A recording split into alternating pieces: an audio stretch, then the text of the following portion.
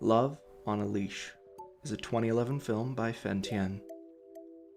Although there are many reasons to enjoy this film on other merits, today I will be taking a deep dive into the rhetorical techniques and implied morals presented by this masterpiece.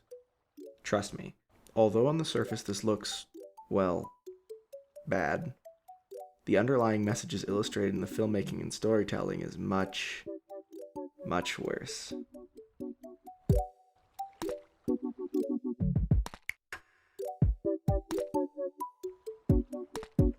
This is not a review.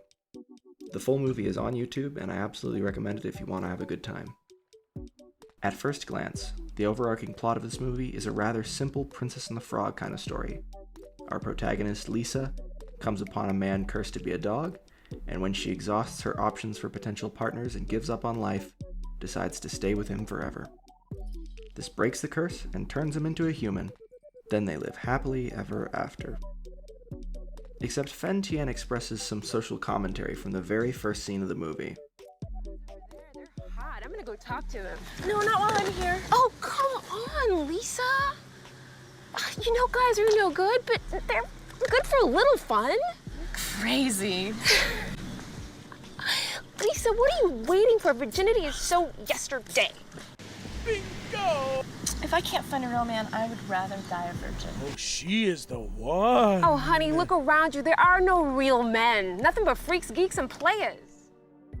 I believe that, despite the eventual ending of this film, this is the true message of Love on a Leash. That there are no real good men. Our antagonist is the man known as Alvin Flang. Oh, it's not this man. It's this one. The dog. At the start of the film, he is told to find a woman that will love only him, and through some very clever dialogue, we can insinuate that he wasn't always a dog.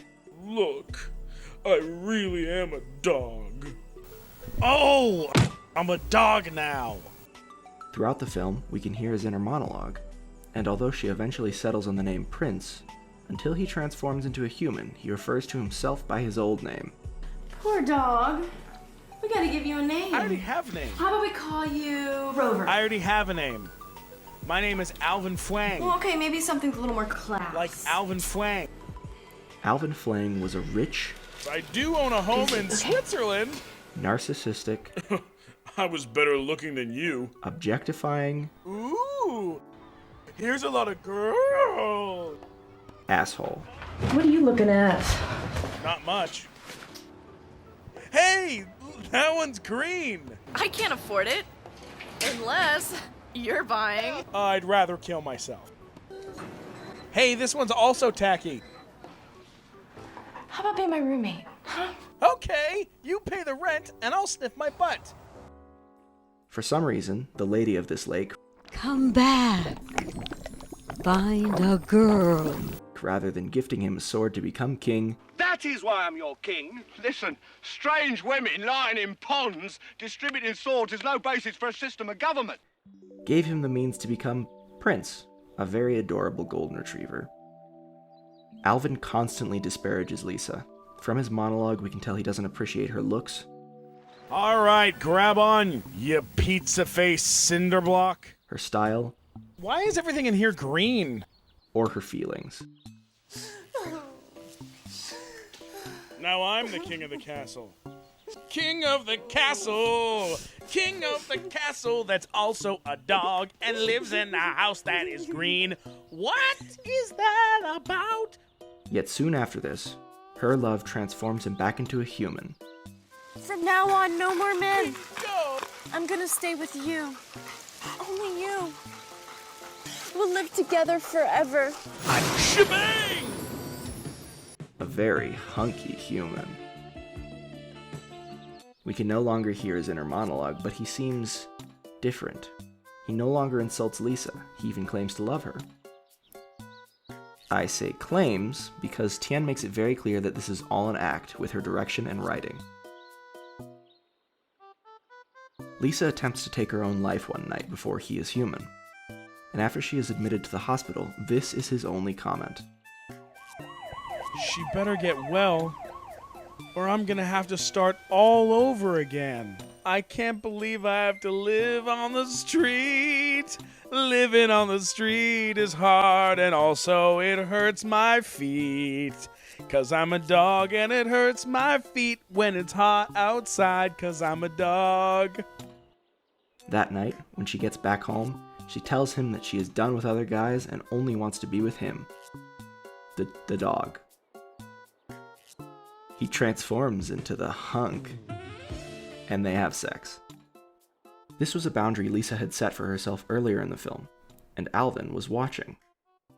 During this scene, he is very visibly uncomfortable. Yet he continues to a dramatic climax.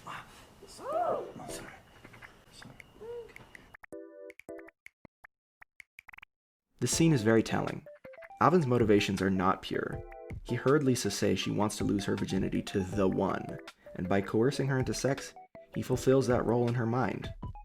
He is manipulating her to achieve his one and only goal. Yet the very next day, he is once again a dog.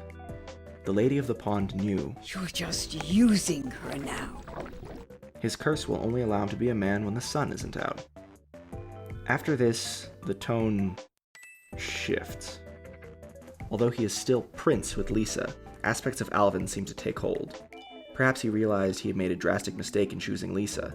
No doubt a woman who loves him, but perhaps a woman he can't love back. So many scenes take on this creepy tone, it had to have been intentional. Like Alvin is just waiting for the moment to strike where he can either abandon her, or even take her life. Nah, he just leaves. Running down the street away from my troubles. Gotta get out of this place. Gotta find a way to get away from this place, 'cause I'm a dog now. But after a very emotional montage of their love, he has a change of heart. What am I doing? How stupid am I? I love her. I really do. I love her. And then he dies. I'm back.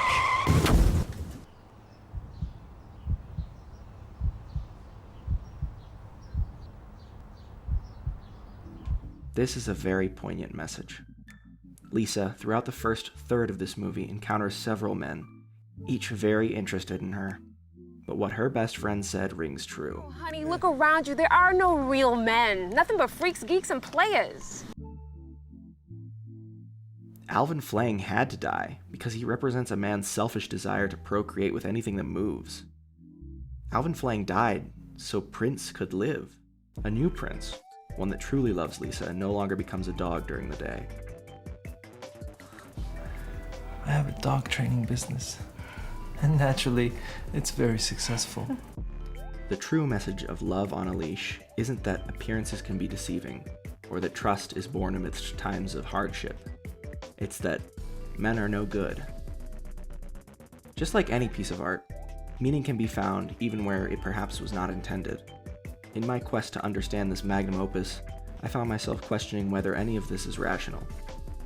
It is possible that it's just a bad movie, and its messaging is conflicting or obscured, but I honestly believe that this message was intended from the start. Love on a Leash is Fen Tian's message to the world. There are no real men. Love is sacrifice. And men need to be willing to die to become better people.